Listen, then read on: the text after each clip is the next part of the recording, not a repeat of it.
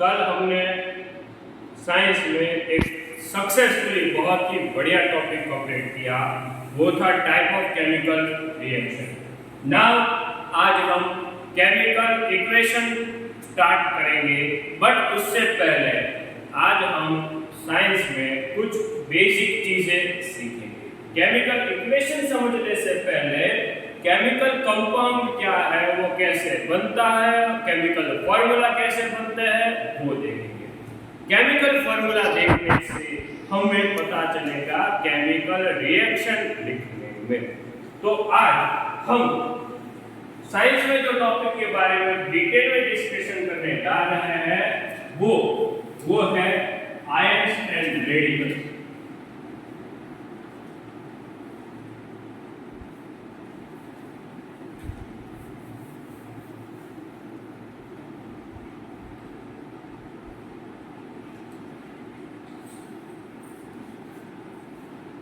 Ions और radical दोनों अलग अलग चीजें हैं, कैसे ये हम देखते हैं। इन द यूनिवर्स हमारे पास बहुत सारे एलिमेंट्स प्रेजेंट हैं और लाइटली हम देखें तो सब एलिमेंट्स है वो अनस्टेबल है, कोई भी आपको प्योर फॉर्म में नहीं मिलेगा। हमारा हाइड्रोजन वो भी पानी के साथ मिलता है, कार्बन भी तो ऑक्सीजन के साथ बैठा है। हमने जो अब आप मुझे बताओगे कि सर गोल्ड सिल्वर वो भी तो प्योर एलिमेंट है, वो तो इतने ज्यादा रिएक्टिव नहीं है, बट सिल्वर भी इसके ऑक्साइड या क्लोराइड के फॉर्म में मिलता है। इसका मतलब कोई भी मैटर स्टेबल नहीं हो सकता बेटा।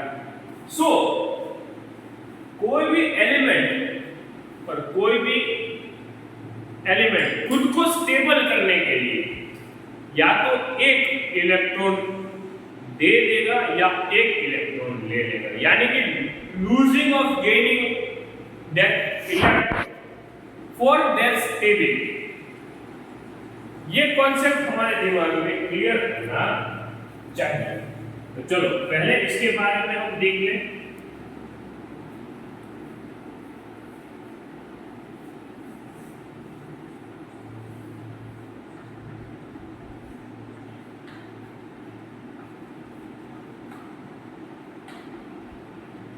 यूनिवर्स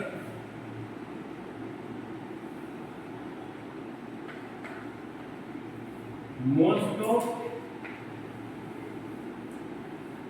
atom of element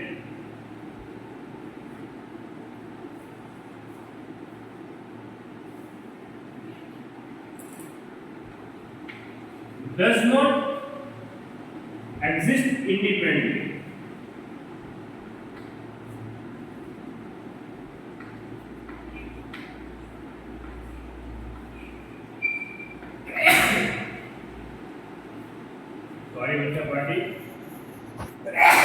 कोई भी एलिमेंट द एटम यूनिवर्स में एक्टिवली इंडिपेंडेंटली प्रेजेंस उसकी एग्जिस्ट नहीं कर पाता। इसके लिए for stability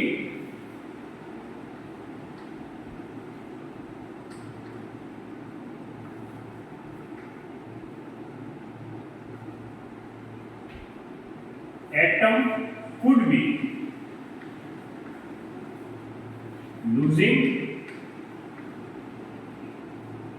or gaining electrons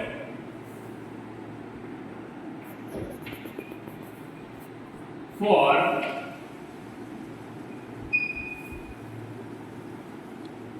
stability। My dear students, atom है ना, एटम वो या तो स्टेबिलिटी पाने के लिए इंडिपेंडेंटली एग्जिस्ट करने के लिए या तो कोई एक एटम इलेक्ट्रॉन दे देगा या फिर ले लेगा। अब इसको समझने के लिए हमें ऑक्टेट रूल देखना पड़ेगा। तो क्या ऑक्टेट रूल कहता है बेटा?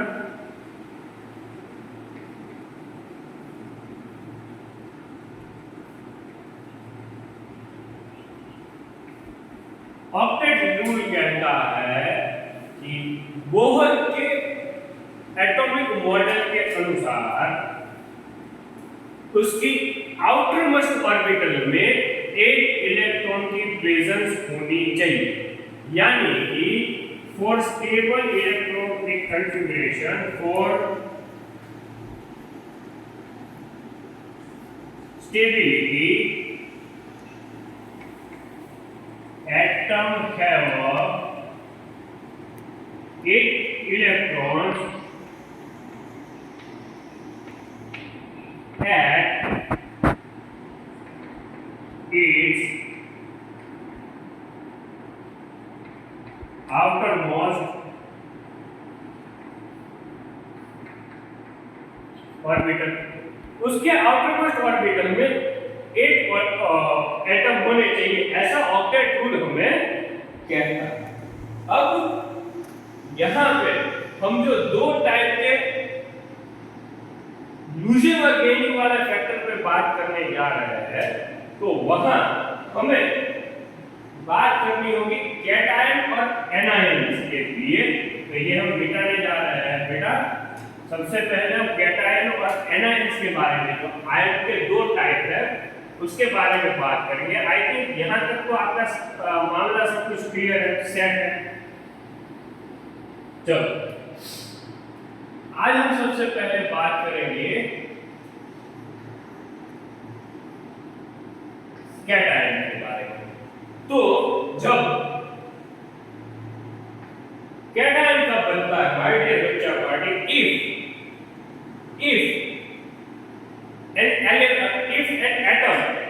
if an atom lose one or more electron to form a stable electronic configuration, it is known as a cation। क्या है ये? कैटायन है। कब? जब if an atom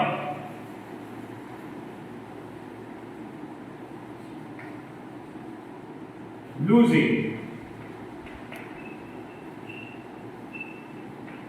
one electron, one सिर्फ एक इलेक्ट्रॉन नहीं बेटा, ध्यान में रखना।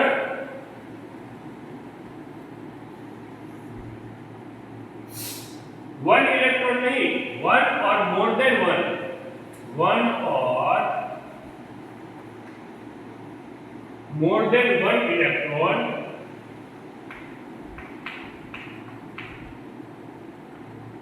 इट फॉर्म कैटायन और पॉजिटिव आयन। ये है कैटायन की डेफिनेशन।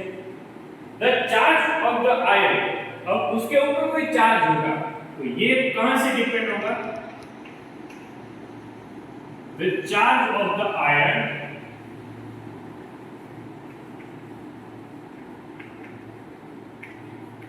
डिपेंड अपॉन, किसके ऊपर डिपेंड करता है बेटा? Charge of the ion is depend upon number of electron. Number of electron ध्यान से लिखना, number of electron lose by electron, lose by atom. Example के साथ पढ़ाता हूं बेटा, ध्यान से देखना। बाय लूजिंग 3 आयन, यहां पे एग्जाम्पल दे रहा हूं बेटा, ध्यान से समझना ये एग्जाम्पल, तो ये दोनों चीजें आपको समझ में आ जाएगी।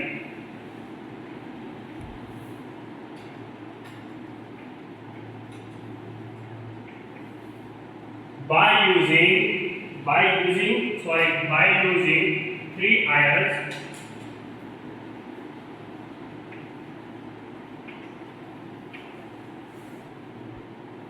aluminum atom become stable aluminum ion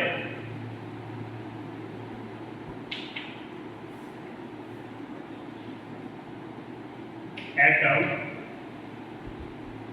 become stable aluminium ions. ध्यान से देखना, हमारे पास एक एल्यूमिनियम का एटम था Al। अब वो क्या करता है, अपने में से 3 इलेक्ट्रॉन दे देता है किसी को, 3 इलेक्ट्रॉन वो दे देता है, यानी कि उसके 2 8 और 3, ये 3 इसके आउटरमोस्ट ऑर्बिटल में था। अब यदि वो किसी को 3 इलेक्ट्रॉन दे दे,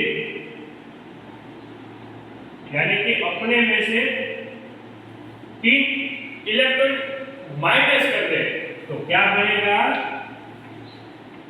Al+3 और उसकी कंफिगरेशन होगी 2 8।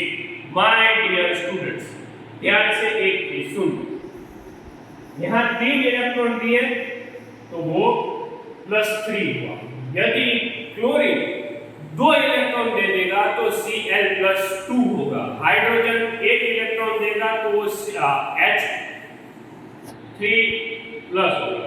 तो यानी जितने इलेक्ट्रॉन दे दिए जाएंगे उतने इलेक्ट्रॉन यहाँ पे चार्ज के फॉर्म में लिखने पड़ते हैं। आगे आपके दिमाग में क्वेश्चंस तो होंगे, सॉल्व करवा देंगे। तो ये था सारा कैटायन का मामला। आई होप कैटायन आप सबको समझ में आ गया होगा। अब हम बात करते हैं एनायन के बारे में। चलिए इसको हम मिटाते हुए एनायन के बारे में लिखते हैं। एनायन याद रखने की बहुत ही सिंपल सी ट्रिक है, हमें और कुछ नहीं करना। अपनी जो कैटायन की डेफिनेशन है ना, उसको हम एनायन की डेफिनेशन में चेंज ट्रांसफर कर देंगे। एनायन है ना, जिसमें हमें लिखा था इफ एन एटम लूजिंग 1 और मोर इलेक्ट्रॉन, तो उसकी जगह लूजिंग की जगह हम कर देंगे gaining. My dear students, chemistry hard नहीं है, साइंस हार्ड नहीं है। थोड़ा सा दिमाग दौड़ाओ, थोड़ी सी चेंज लाओ। चेंज से बनती है केमिस्ट्री और केमिस्ट्री से बनते हैं मार्क्स। मार्क्स लाने हैं, चेंज समझ लो। केमिस्ट्री आपकी समझदार हो गए, केमिस्ट्री में आप बच्चा। चलो, ये था आपका कैटायन की जगह हमें लिखना है एनायन और नेगेटिव की जगह, पॉजिटिव की जगह हमें लिखना है नेगेटिव आयन। ये रहा आपका anion.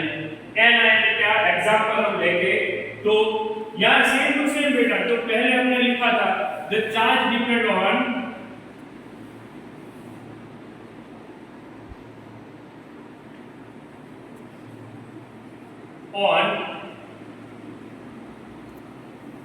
the ion,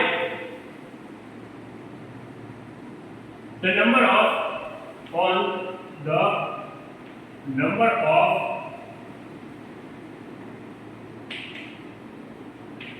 gaining of electron कितना गेन करते हैं इसके नंबर के ऊपर इसका चार्ज डिपेंड होता है। बाय अब एग्जांपल हम देखेंगे बेटा।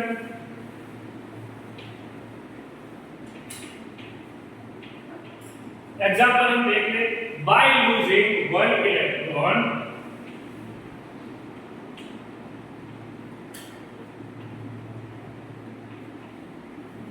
by using 1 electron, fluorine atom get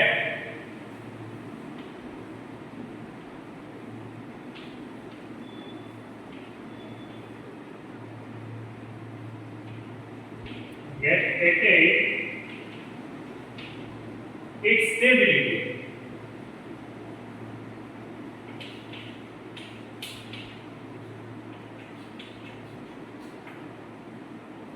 practically मैं समझाऊंगा तो ध्यान से देखना।